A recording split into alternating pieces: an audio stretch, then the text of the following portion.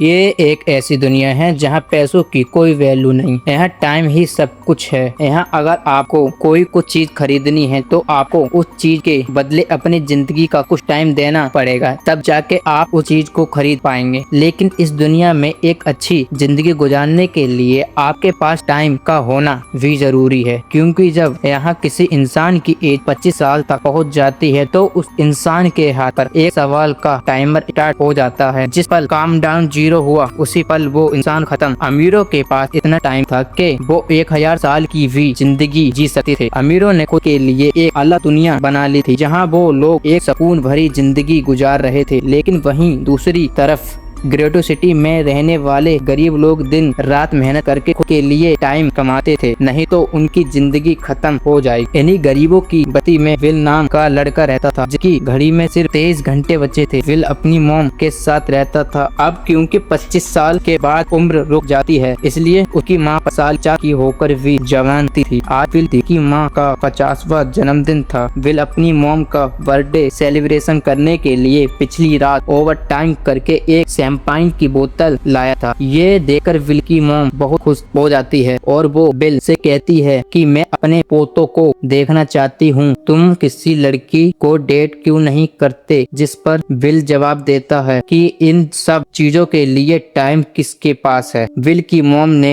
उससे कहा कि इलेक्ट्रिसिटी बिल और बैंक से लिया हुआ लोन कल की डेट तक मुझे क्लियर करना होगा, नहीं तो हमें फाइन पड़ सकता है। इसीलिए मैं अब जा रही हूँ और कल रात तक सभी बिल और बैंक के लोन जमा करवा के वापस आऊंगी। उसने कहा कि मेरे पास से 3 दिन का टाइम है। इलेक्ट्रिसिटी बिल और बैंक का लोन चुकाने में लगभग सारा टाइम खर्च हो जाएगा, इसीलिए कल शाम को तुम जरूर बस स्टॉप पर मेरा इंतजार करना, ताकि मेरा सारा टाइम खत्म होने से पहले मैं तुमसे कुछ टाइम ले सकूं। इस पर विल ने कहा ठीक है, मैं टाइम पर पहुंच जाऊंगा। जाने से पहले विल की माँ विल का हाथ छूकर उसकी बॉडी में 30 मिनट का टाइम ट्रांसफर करती है ताकि विल अच्छा नाश्ता खरीद कर खा सके। दोनों अपने अपने काम पर निकल गए।